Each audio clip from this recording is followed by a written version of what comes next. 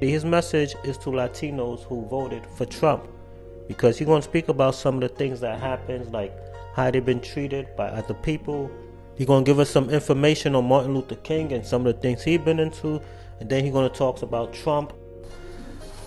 Guys, today I want to talk to any Latino followers I might have, Latinos for Trump, Latinos for Harris. I want to tell you a story about me.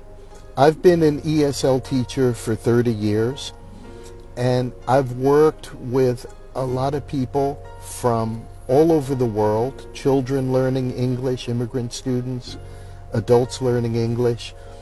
As a little boy, I still remember this. I was in the supermarket with my mom one day, and I wanted my mom to buy grapes. And my mom told me we couldn't buy grapes because we're boycotting for Cesar Chavez. And as a little kid at that time, I didn't know who Cesar Chavez was.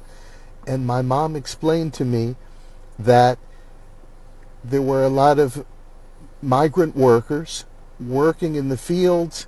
They were getting cancer from these dangerous chemicals that they were using, and they were treating people almost like slaves in really terrible working conditions.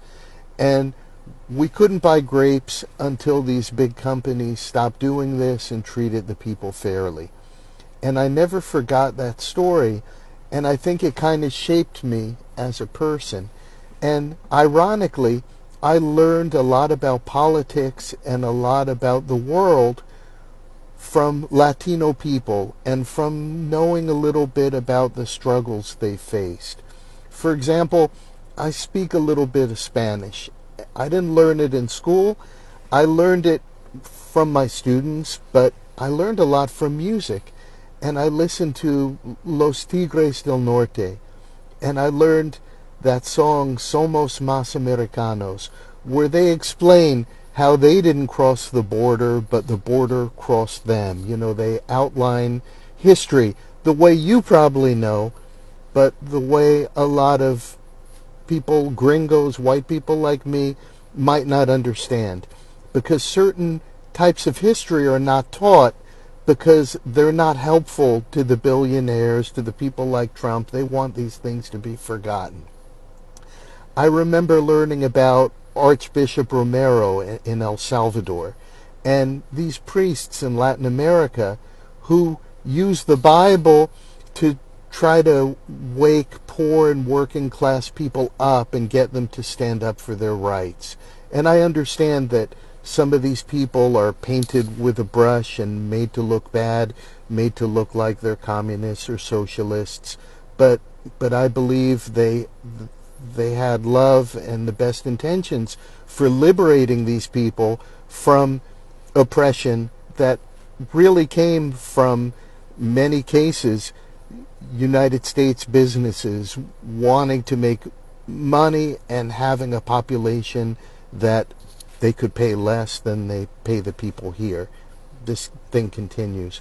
I remember as a boy, everybody in school, we thought Martin Luther King was a great man.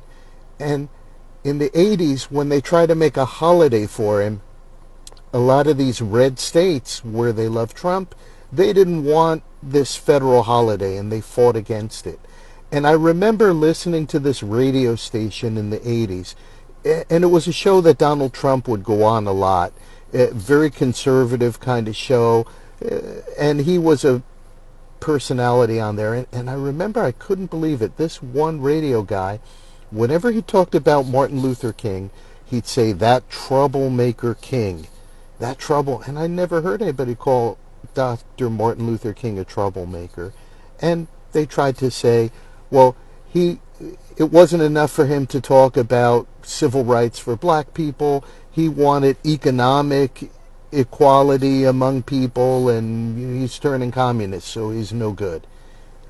And that's when I began to see, how this culture war was growing and taking shape. I came to learn that one of the people who convinced Donald Trump to run for office and to become a politician, I mean, he's always been a politician. He's always been trying to, get into the media, badmouth let's say, the mayor of New York back in the late 70s, early 80s, so he could get like these tax cuts for his business projects. And he would do the same thing. He'd go on there and be a loudmouth and be funny, and people would like him, and he would pressure to get his way. And yeah, so that was all part of it. But anyway, this guy that convinced Trump to get into politics, he's what we call a dirty tricks guy, Roger Stone.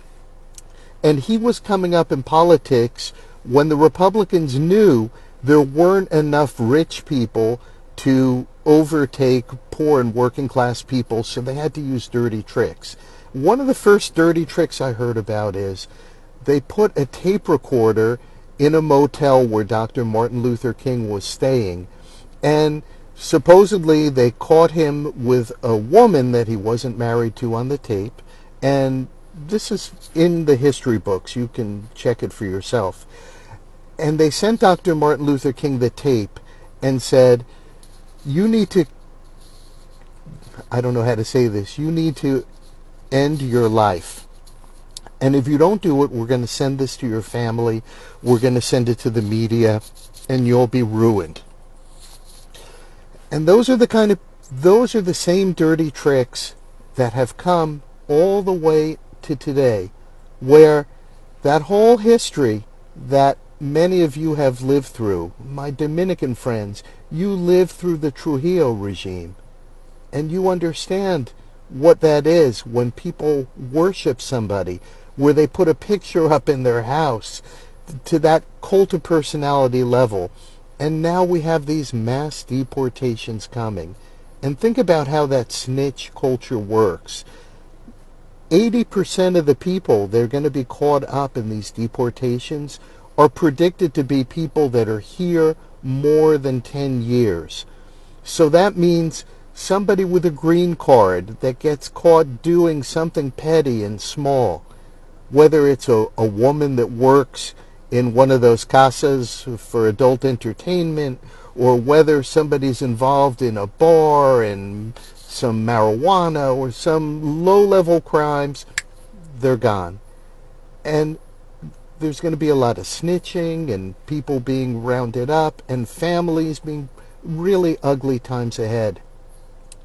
But I guess my overall message in this is that if you're a Latino for Trump, I'm not one of those people that are angry with you and will turn the back. Now more than ever, we need to say, this is about education. This is about people sticking together. This is about people being unified. And, you know, we're all susceptible to propaganda. And if we don't know our history, it's like we're born yesterday. How many of these young people that voted for Trump know anything about Cesar Chavez, know anything about what Los Tigres del Norte are singing, know anything about what all these people who have fought in this struggle for liberty, freedom, for decent life, for poor, middle class, working people. It's always been this struggle against the power that billionaires have now to manipulate the media, manipulate our minds. So please, if you like this message, please share it, please follow. It's going to be more important than ever. Each one teach one, each one reach one. That's the name of my channel. With love, peace, solidarity, friendship, I wish everybody the best, and we will get through these dark times ahead. Thank you for listening.